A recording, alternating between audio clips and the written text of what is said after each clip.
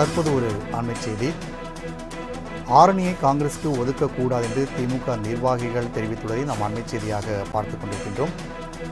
கூடுதல் விவரம் செய்தியாளர் செலினா வழங்க கேட்கலாம். செலினா, இந்த தேர்தல் ஒருங்கிணைப்பு மற்றும் பணிகள் குழு சார்பாக நடைபெற்று வரும் இந்த நிர்வாகிகள் கூட்டமானது 24ஆம் தேதி தொடர்ச்சியாக நடைபெற்று வருகிறது.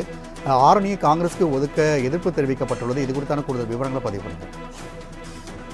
அதாவது திமுக தேர்தல் ஒருங்கிணைப்பு குழு கடந்த 24ஆம் தேதியிலிருந்து மாவட்டம் வாரியாக ஆலோசனை கூட்டம் என்பது நடத்தி வருகிறது. ஒவ்வொரு நாளும் 4 மாவட்டங்கள் என்ற விதத்தில் 24ஆம் தேதியிலிருந்து வரும் 5ஆம் தேதி வரையிலும் நிர்வாகிகளுடனான சந்திப்பு என்பது நடைபெறுகிறது. இதற்காக குழு என்பது அமைக்கப்பட்டிருக்கிறது. குறிப்பாக KN நேரு, ஏவாவேலு, அமைச்சர் உதயநிதி ஸ்டாலின், தங்கம் தென்னரசு, RS பாரதி ஆகியோர் தலைமையிலான 5 பேர் தலைமையில் குழு என்பது அமைக்கப்பட்டு இந்த குழு என்பது தொடர்ச்சியாக செயல்பட்டு வருகிறது. மாவட்டம் வாரியாக நடைபெற்று வரக்கூடிய ஆலோசனை கூட்டத்தில் இன்று திருவண்ணாமலை மற்றும் ஆரணி ஆகிய தொகுதிகளுக்கு காலையில், அதே போல மாலை பெரம்பலூர், திருச்சி ஆகிய மாவட்டங்கள் என 4 மாவட்டங்களுக்கு ஆலோசனை கூட்டம் நடைபெறுகிறது. இதில் காலையில் நடைபெற்ற நிர்வாகிகளின் கூட்டத்தில் ஆரணி நிர்வாகிகளுடனான சந்திப்பு என்பது தற்பொழுது நிறைவு பெற்றிருக்கிறது. காங்கிரஸ் ஆரணி தொகுதியை பொறுத்தவரையிலும் கடந்த முறை காங்கிரஸ் என்பது போட்டியிட்டு வெற்றி பெற்றிருந்தது. அந்த MP விஷ்ணு பிரசாத் திமுக சார்பில் தொடர்ச்சியாகவே பல்வேறு பணிகளை மேற்கொள்வதற்காக தொகுதிக்கு வரவில்லை எனவும், தொகுதி சார்பாக இருக்கக்கூடிய நிர்வாகிகள் தற்பொழுது அடுத்த முறை தேர்தலில் விஷ்ணு பிரசாத் நிற்பதற்கான எதிர்ப்புகளை தற்பொழுது தெரிவித்திருக்கிறார்கள்.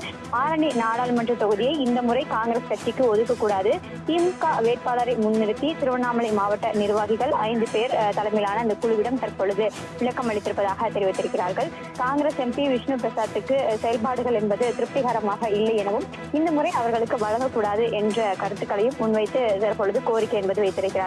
யாரை நிறுத்தினாலும் கருத்து வேறுபாடின்றி தேர்தல் பணியாற்ற வேண்டும் என்று தேர்தல் ஒருங்கிணைப்பு குழு ஆலோசனை வழங்கியிருக்கக்கூடிய நிலையில் தற்பொழுது இந்த ஆலோசனை கூட்டத்திற்கு நிறைவு பெற்று வெளியே வந்த நிர்வாகிகள் அடுத்த முறை வாக்கு சேகரிக்க செல்லும் பொழுது திமுக வேட்பாளருக்கே வாக்கு சேகரிப்போம் என்ற நம்பிக்கையில் இங்கிருந்து செல்கிறோம் என்ற கருத்துக்களையும் முன்வைத்து தெரிவித்திருக்கிறார்கள். குறிப்பாக விஷ்ணு பிரசாத்துக்கு இந்த தொகுதி வழங்கக்கூடாது, அதற்கு பதிலாக திமுக வேட்பாளரை இந்த தொகுதியில் போட்டியிடுவதற்கு திமுக தலைமை நடவடிக்கை எடுக்க வேண்டும் என்ற கோரிக்கை நிர்வாகிகள் அனைவரும் வைத்திருக்கிறார்கள்.